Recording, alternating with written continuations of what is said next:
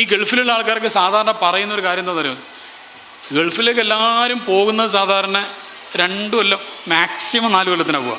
അങ്ങനെ പോകാറുള്ളത് ശരിക്കും. അത് 4 കൊല്ലം എന്നുള്ള പിന്നെ ഒന്നുകൂടി ചെറുതായിട്ടൊന്നാണ് കൂടുതൽ 40 ആണ്ടാവും. ഒരു പൂജ ഇട്ടിട്ട് 40 കൊല്ലാണ്ട് ആവലാണ് സാധാരണ. എന്നിട്ട് അവസാനം അറബി പറയും, എടാ അഞ്ഞ് മതിയടാന്ന് പറയും. എന്നാലും അയാൾ പോരില്ല, അയാളെ നിർത്തിയിട്ട് പൊയ്ക്കോ എന്ന് പറഞ്ഞിട്ട് അയാൾ എക്സിറ്റൊക്കെ അടിച്ച് പറഞ്ഞേക്കുമ്പോഴാണ് ഇവർ പോരുന്നത്. നാട്ടിലാണെങ്കിൽ അങ്ങനെ തന്നെ. ഗൾഫിലത് പിന്നെ കുടുംബത്തെ കാണാതെ നിൽക്കുന്ന ഒരു കഷ്ടപ്പാടും കൂടെ ഉണ്ടല്ലോ. എത്രയോ ആൾക്കാർ നമ്മളോട് പറയാറുണ്ട്, പലപ്പോഴും നിർത്തി പോരാൻ വേണ്ടി തോന്നാറുണ്ട്. പക്ഷേ ചില മുഖങ്ങൾ ഇങ്ങനെ മനസ്സിലേക്ക് വരും. നിർത്തുക എന്നിങ്ങനെ ആലോചിക്കുമ്പോൾ അനിയത്തിമാർ കല്യാണം കഴിക്കാനുണ്ടാവും, അല്ലെങ്കിൽ പെൺകുട്ടികൾ കല്യാണം കഴിക്കാനുണ്ടാവും, ബാപ്പ രോഗമുള്ള ബാപ്പ ഉണ്ടാവും, ഉമ്മ ഉണ്ടാവും, വീടായിട്ടുണ്ടാവില്ല, കട ഉണ്ടാവും. അങ്ങനെ ഓരോ ഇതിങ്ങോട്ട് ആലോചിക്കുമ്പോൾ എൻ്റെ കഷ്ടപ്പാട് ഞാൻ ഇനി കുറച്ച് കഷ്ടപ്പെട്ടാലും കുഴപ്പമില്ല, എന്നെ കൊണ്ട് ബാക്കിയുള്ളവർക്ക് ഒരു സന്തോഷം ഉണ്ടല്ലോ എന്ന് വിചാരിച്ചിട്ട് അങ്ങോട്ട് പിടിച്ച് നിൽക്കുകയാണെന്നാണ് പറയുന്നത്. എല്ലാവരും ഗൾഫിലൊക്കെ പോയിട്ട് റിട്ടയർഡായിട്ട് വരുന്ന എല്ലാ ആൾക്കാരും ഷുഗറും പ്രഷറും കൊളസ്ട്രോളും അങ്ങനെ തുടങ്ങിയിട്ട് എല്ലാ സംഭവവും കൊണ്ടാണ് തിരിച്ചു വരുന്നത്. അതിനെക്കുറിച്ച് കൂടുതൽ പറയുന്നില്ല. ഇവിടെ ഗൾഫ് ഫാമിലീസ് താരതമ്യേന കുറവാണ്. ഗൾഫ് ആവട്ടെ നാട്ടിലാവട്ടെ, നമ്മൾ ശ്രദ്ധിക്കേണ്ട കാര്യം എന്താണെന്നറിയോ, ഒരാണ് രാവിലെ അതിന് ഓട്ടോറിക്ഷ ജോലി ആയിക്കോട്ടെ, അധ്വാനിക്കാൻ പോകുന്ന ആയിക്കോട്ടെ, മാഷായിക്കോട്ടെ, ടീച്ചറായിക്കോട്ടെ, ഡോക്ടർ, എന്തായിക്കോട്ടെ, അതിൻ്റേതായ ഒരു അധ്വാനം അതിനുണ്ട്. പ്രത്യേകിച്ച് സാധാരണ ജോലിക്കൊക്കെ പോകുന്ന ആൾക്കാർ ഈ വെയിലും ഇതൊക്കെ കഷ്ടപ്പെട്ടിട്ട് അധ്വാനിച്ചിട്ട് വരുമ്പോൾ അവർ ആ വൈകുന്നേരമൊക്കെ വിയർത്തൊലിച്ചൊക്കെ ചിലപ്പോൾ ഇങ്ങനെ കയറി വരുന്നത് കാണുമ്പോൾ ഒന്ന് സ്നേഹത്തോടൊന്ന് സ്വീകരിക്കുന്ന ഒരു ഭാര്യയും മക്കളും ആ വീട്ടിലുണ്ടെങ്കിൽ അയാൾക്ക് നാളെ രാവിലെയും കൂടി ജോലിക്ക് പോകാനൊരു രസമുണ്ടാവും, ഇതൊരു ആവേശം ഉണ്ടാവും. ഇത് പിന്നെ കയറി വരുമ്പോഴും നിങ്ങൾ മറ്റേ വാങ്ങിയിട്ടില്ല, മറ്റതാണ് മറിച്ചതാണ്, പരാതിയോട് പരാതി. അതാണ് ഞാൻ നേരത്തെ പറഞ്ഞത്. ഈ പെണ്ണുങ്ങളെ പരാതി ഞാൻ കുറ്റം പറയല്ല, എൻ്റെ സഹോദരിമാർ, എനിക്ക് ഭാര്യയും ഒക്കെ ഉണ്ടല്ലോ, കുറ്റം പറയല്ല, അങ്ങനെ മനസ്സിലാക്കരുത്. ഈ പരാതി ഇങ്ങോട്ട് പറഞ്ഞാൽ തീരൂല പല പെണ്ണുങ്ങൾക്കും. ഞാൻ കൺസൾട്ടിങ്, ഞാൻ ഓരോ ആഴ്ചയിലും ഒരു മാസത്തിൽ 10-60 കുടുംബങ്ങളെ കാണുന്ന ഒരാളാണ്. അതുകൊണ്ടാണ് ഞാൻ പറയുന്നത്. ഒരു 60 കുടുംബങ്ങളെങ്കിലും ഒരു മാസത്തിൽ ഞാൻ കാണുന്നുണ്ട്. അതുകൊണ്ടാണ് ഈ പറയുന്നത്. ഞാൻ ഊഹിച്ചുണ്ടാക്കി പറയുന്നതല്ല. കേസുകൾ കൈകാര്യം ചെയ്യുമ്പോൾ കാണുന്നതാണ് ഈ പറയുന്നത്. നന്ദിൻ്റെ കുറവ് വല്ലാതെ ഉണ്ട്, വല്ലാതെ നന്ദിക്കുറവുണ്ട്. ഒക്കെ അങ്ങോട്ടും ഇങ്ങോട്ട് കമ്പയർ ചെയ്യാം. ഇനി ഒന്നുകൂടെ ഞാൻ പറഞ്ഞുതരാം. ഈ പെണ്ണുങ്ങളുടെ പ്രധാനപ്പെട്ട ഒരു പരിപാടി സോഷ്യൽ മീഡിയ നോക്കിയിരിക്കലാണ്. ഇപ്പോൾ കുറേ പെണ്ണുങ്ങളുണ്ട് സോഷ്യൽ മീഡിയയിൽ ഇങ്ങനെ ഇരിക്കലാണ്. തോണ്ടൽ വിദഗ്ധകളായ പെണ്ണുങ്ങൾ ധാരാളം ഉണ്ടായിട്ടുണ്ട്. നിങ്ങളെ ഉമ്മാരോട് ചോദിച്ചു നോക്കൂ. നിങ്ങളെ ഉമ്മാരിങ്ങനെ ഖുർആൻ തോണ്ടലേന്, ഖുർആൻ്റെ ഓരോ പേജ് ഇങ്ങനെ തോണ്ടലേന്, എന്നിട്ട് അവിടെ ഇങ്ങനെ ഓതും, എന്നിട്ട് അടുത്ത് തോണ്ടും. അങ്ങനെ ഒരു സമൂഹമായിരുന്നു അവർ. അതുകൊണ്ട് തന്നെ അവരുടെ ദുആക്കൊക്കെ ഒരു ഇജാബത്തും അവരുടെ വാക്കിനൊക്കെ ഒരു ഫലമൊക്കെ ഉണ്ടായിരുന്നു. ഇപ്പം അതൊക്കെ പോയി. ആണുങ്ങൾ അധ്വാനിക്കുന്ന അധ്വാനമല്ലേ, ആ അധ്വാനത്തിൻ്റെ വില കാണണം. അപ്പം എന്താ, ഈ വാപ്പന്മാരൊന്ന് അധ്വാനിക്കാൻ വേണ്ടി പുറത്തു പോകുന്ന സമയത്ത് പിന്നെ ഉമ്മമാർ മക്കൾക്ക് പറഞ്ഞു കൊടുക്കണം. ചിലപ്പോൾ നിങ്ങൾ ഭർത്താവ് നമ്മൾ അഭിപ്രായ വ്യത്യാസം ഉണ്ടാവും, അത് ശരി, അംഗീകരിച്ചു. പക്ഷെ മക്കൾ അതിൽ കൂട്ടാൻ പാടില്ല. അവരെന്ത് തെറ്റ് ചെയ്തു? പിന്നെ മക്കൾക്ക് ഭയങ്കര ബുദ്ധിയാണ്, അവർക്ക് ഇത് വേഗം മനസ്സിലാവും, പെട്ടെന്ന് മനസ്സിലാവും. ഉദാഹരണം പറഞ്ഞുതരാം. സാധാരണ ജോലി കഴിഞ്ഞ് വന്നാൽ ഭാര്യൻ്റെ അടുത്ത് പോയിട്ട് 2 വർത്താനമൊക്കെ പറയും. 2 വർത്താനം എന്ന് പറഞ്ഞാൽ 2 വർത്താനം അതല്ല, സ്നേഹത്തോടെ 2 വർത്താനം പറയുന്ന വാപ്പ ഒരു ദിവസം നേരെ ജോലി കഴിഞ്ഞിട്ട് ബെഡ്റൂമൊക്കെ പോയത്. അപ്പോൾ ഉമ്മാൻ്റെ മുഖം ഭാര്യൻ്റെ മുഖം നോക്കുമ്പോൾ അങ്ങനെ ഒരു പ്രത്യേക രീതിയിൽ. അപ്പോൾ 2ാം ക്ലാസ്സിൽ പഠിക്കുന്ന മോന് മനസ്സിലായി സംഗതി എന്തോ പണി പാളിയെന്ന് മനസ്സിലായി. ആ മോനിങ്ങനെ വന്ന് ചോദിക്കും, എന്താണ് നല്ല മഴക്കാറുണ്ടല്ലോ, ഇടിവെട്ടാൻ സാധ്യതയുണ്ടോ എന്നൊക്കെ ചോദിക്കും. നമ്മൾ വിചാരിക്കും ഓനൊന്നും മനസ്സിലാവില്ല. ഓന് മനസ്സിലാവില്ലേ?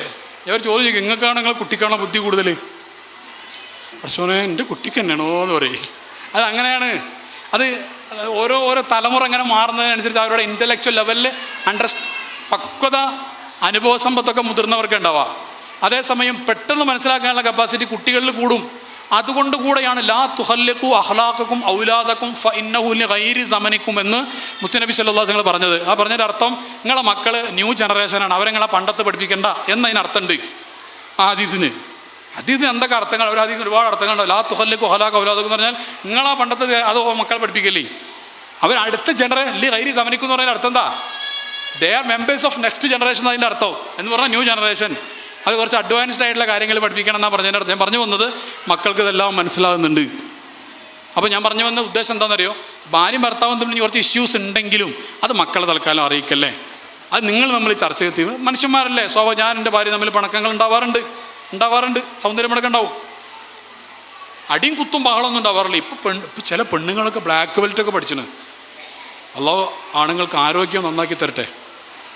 പെണ്ണുങ്ങൾ കല്യാണം കഴിക്കാനുള്ള ആൾക്കാർ ശ്രദ്ധിച്ചോളൂ. എല്ലാം ചോദിക്കുന്ന കൂടുതൽ ബ്ലാക്ക് ബെൽറ്റ് ആണെന്നും കൂടി ചോദിച്ചോളണ്ടി കേട്ടോ. അങ്ങനെ ചില എൻ്റെ അടുത്ത് വന്നു, പാലിനോട് ഇടി കിട്ടിയിട്ട് മൂക്കിൻ്റെ പാലൊക്കെ പൊട്ടി. പണ്ട് മൂരാട് പാലം പൊട്ടിയിട്ട് അവിടെ നന്നാക്കിയിട്ട് പുതിയ പാലം, വടകര മൂരാട് പാലല്ലേ, അതൊക്കെ പാലൊക്കെ പൊട്ടിയിട്ട് പുതിയ ഒന്നോടെ അത് ഓപ്പണായി. നമ്മളെ മൂക്കിൻ്റെ പാലം പൊട്ടിയാൽ ഭയങ്കര ഇടങ്ങാറാത്. പിന്നെ സംസാരിക്കാൻ അങ്ങനെ ആക്കേണ്ടി വരും. വലിയ കാണാൻ വലിയ ഭംഗി ഉണ്ടാവില്ല. ചില പെണ്ണ് ഈ സ്കൂളിൽ തൈക്കോണ്ടോ കരാട്ടെ ഇങ്ങനെ ഓരോ സാധനങ്ങൾ പഠിപ്പിക്കുന്നില്ലേ, അതിലൊക്കെ പോയിട്ട് കരാട്ടൊക്കെ എടുത്തിട്ട് വരികയാണ് പെണ്ണിനോട് വാപ്പ പറഞ്ഞിട്ടുണ്ട്, ഈ എന്ത് ഒന്നും നോക്കണ്ടോ, നല്ല കൊടുത്തോണ്ട് ബാക്കി നമുക്ക് നോക്കാം. കാരണം ഈ പെണ്ണുങ്ങൾ ആണുങ്ങൾ ആക്രമിച്ചു കഴിഞ്ഞാൽ കേസൊക്കെ വരുന്ന സമയത്ത് പെണ്ണുങ്ങൾക്ക് അനുകൂലമാവത്രേ. വല്ലാത്തൊരവസ്ഥയാണ് അങ്ങനെ അവസ്ഥ ഉണ്ട്. ഈ കേരളത്തിൽ പീഡനങ്ങളില്ലേ, ഈ സംഗതികളില്ല, ഈ റേപ്പ് കേസുകൾ. ഞാനിങ്ങനെ അത്ഭുതപ്പെട്ടു, എങ്ങനെ ഇപ്പോൾ നടക്കുന്നത്. കൊല്ലത്ത് കൊണ്ടുപോയിട്ട് റേപ്പ് ചെയ്തു, പത്തനംതിട്ട കൊണ്ടുപോയിട്ട് റേപ്പ് ചെയ്തു, പിന്നെ കോട്ടയത്ത് കൊണ്ടുപോയിട്ട് റേപ്പ് ചെയ്തു, വയനാട് കൊണ്ടുപോയിട്ട്. അപ്പോൾ ഈ പെണ്ണ് ഇത്ര പാവം, ഇത് എന്തിനാണ് കൊണ്ടുപോകണമെന്ന് അറിയില്ല ഈ സാധുവിന്. അത് സംഭവം എന്താണെന്ന് വെച്ച് കഴിഞ്ഞാൽ ആദ്യം ഒരു സമ്മതത്തോടെ ചെയ്ത, പിന്നെ തെറ്റിയപ്പോൾ കേസായതാ. എനിക്ക് തോന്നുന്നത് വെച്ചാൽ കുറച്ച് കഴിഞ്ഞാൽ ഈ വിഷയത്തിൽ ഹൈക്കോർട്ടിലോ മറ്റെന്തെങ്കിലും അത് വരും. നിങ്ങളെ സംഗതികളൊക്കെ കഴിഞ്ഞിട്ട് തെറ്റുമ്പോൾ കേസാക്കുന്ന പരിപാടി പറ്റൂല.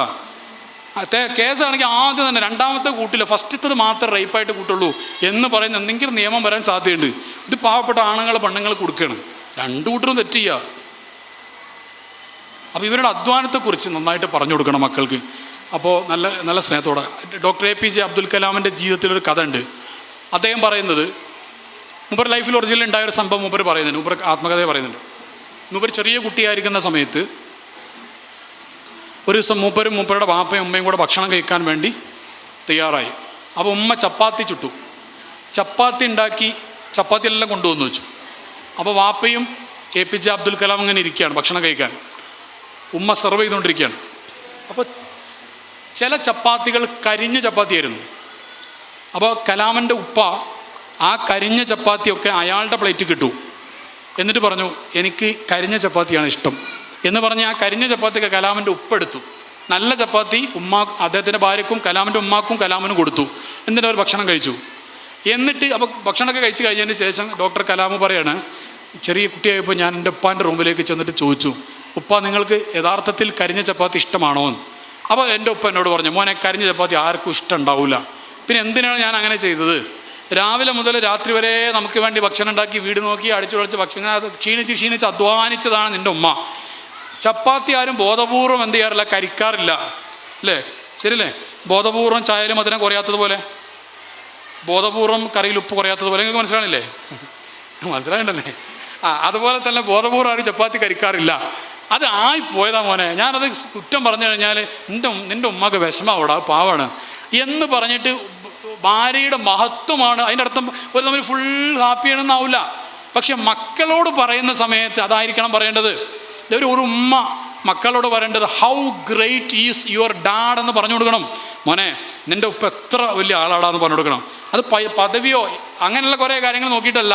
എടാ നമ്മളെ സ്നേഹിക്കടാ. ആ ബാപ്പ ഇറങ്ങിപ്പോയത് എൻ്റെ കുട്ടി കണ്ടോ? ആ ബാപ്പഞ്ഞ് വൈകുന്നേരം വരെ നമുക്ക് വേണ്ടി ഓട്ടോ റിക്ഷ കൊടുക്കുക, അല്ലെങ്കിൽ ജോലി ചെയ്യാൻ മാഷായിട്ട് ജോലി ചെയ്യാൻ കുട്ടികളിങ്ങനെ ക്ലാസ് എടുത്ത് ക്ഷീണിച്ച് ഇങ്ങനെ വരികയാണ്. എന്താ കാര്യം? നമുക്ക് വേണ്ടി വീടുണ്ടാക്കാനും അധ്വാനിക്കാനും വേണ്ടി പൈസ ഉണ്ടാക്കാൻ പോയതാടാ. അതുകൊണ്ട് ഉപ്പച്ചി വരുമ്പോൾ ഉപ്പച്ചി പോകുന്ന സമയത്ത് ചെരുപ്പൊക്കെ ഒന്ന് എടുത്തു കൊടുത്ത് ബാപ്പാൻ്റെ പൊരുത്തൊക്കെ എൻ്റെ കുട്ടി ഒന്ന് വാങ്ങണം. ബാപ്പ വരുമ്പോൾ ആ ബാഗൊക്കെ ഒന്ന് വാങ്ങി ഇപ്പാൻ്റെ റൂമിലൊക്കെ ഒന്ന് കൊണ്ടുവച്ച് കൊടുക്കണം എന്നൊക്കെ പറഞ്ഞിട്ട് ആ ബാപ്പാൻ്റെ പൊരുത്തം വാങ്ങാൻ വേണ്ടി ഉമ്മമാർ ശ്രദ്ധിക്കണം. അതേപോലെ തിരിച്ച് നമ്മൾ തമ്മിലൊന്ന് പ്രശ്നം ഉണ്ട് വിചാരിച്ചാൽ ഇവിടെ കുട്ടികളോട് പറയാം, എടാ നിൻ്റെ തള്ള എന്ത് തള്ളയടാ, എടാ കുടുങ്ങിപ്പോയടാന്നൊന്നും പറയരുത്. ചിലപ്പോൾ അങ്ങനെ പോയിട്ടുണ്ടാവും, എന്നാലും പറയാൻ പാടില്ല. ചിലപ്പോൾ ഭാര്യ വിചാരിക്കുന്നുണ്ടാവും പെട്ടുപോയിന്ന്. അള്ളാഹു മജ്ജാലിനാ നിങ്ങൾ തുറന്നില്ല കുറേ പെടുത്തനെ അത് നല്ലതിനാണ് തുറന്നത്. അള്ളാഹു മജ്ജാലിനാ തന്നെ ഉദാഹരണം എന്താണ്? പെടുത്തനെ അതിൻ്റെ ഉദ്ദേശം. പറയുമ്പോൾ നല്ലതേ പറയാവൂ. കാരണം മക്കൾ ഇതിനൊന്നും തെറ്റ് ചെയ്തിട്ടില്ലല്ലോ, പാവങ്ങളല്ലേ, അവരെന്ത് തെറ്റാ ചെയ്തത്? അപ്പോൾ അവരോട് നല്ലത് പറയാം. ഈ മക്കളും മനസ്സിലാക്കേണ്ടത് ബാപ്പ ഉമ്മ എന്ന് പറഞ്ഞാൽ മാസൂമിയങ്ങളും. ഞാൻ പറഞ്ഞല്ലോ, ഞാൻ ഇതൊക്കെ ക്ലാസ് എടുക്കുന്ന ആളല്ലേ, ഞാൻ എന്ത് ചെയ്യാറുണ്ട്, എൻ്റെ ഭാര്യയോട് പണങ്ങാറുണ്ട് എന്നല്ല ഞാൻ പറഞ്ഞത്. പരസ്യമായിട്ടല്ലേ പറയുന്നത്, ഉണ്ട് എന്ന് പറഞ്ഞാൽ ഇല്ല എന്ന് പറഞ്ഞാൽ കളവാ. നിങ്ങൾ മനസ്സിലാക്കുക. ഞാൻ പണങ്ങാറുണ്ട്, എൻ്റെ ഭാര്യ എന്നോട് പണങ്ങാറുണ്ട്, ചിലപ്പോൾ ഗൗരവത്തിൽ അങ്ങോട്ടും കൂടി സംസാരിക്കാറുണ്ട്. അത് അവിടെ കഴിഞ്ഞാൽ കഴിയും. അല്ലാതെ അടിപിടി കുത്തും ബഹളം അതൊന്നും ഉണ്ടായിട്ടില്ല. അതിലേക്ക് നമ്മൾ എന്തുവരെ പോയിട്ടില്ല. നിങ്ങളും പോയിട്ടുണ്ടാവില്ല, അതാണ് ഞാൻ വിചാരിക്കുന്നത്.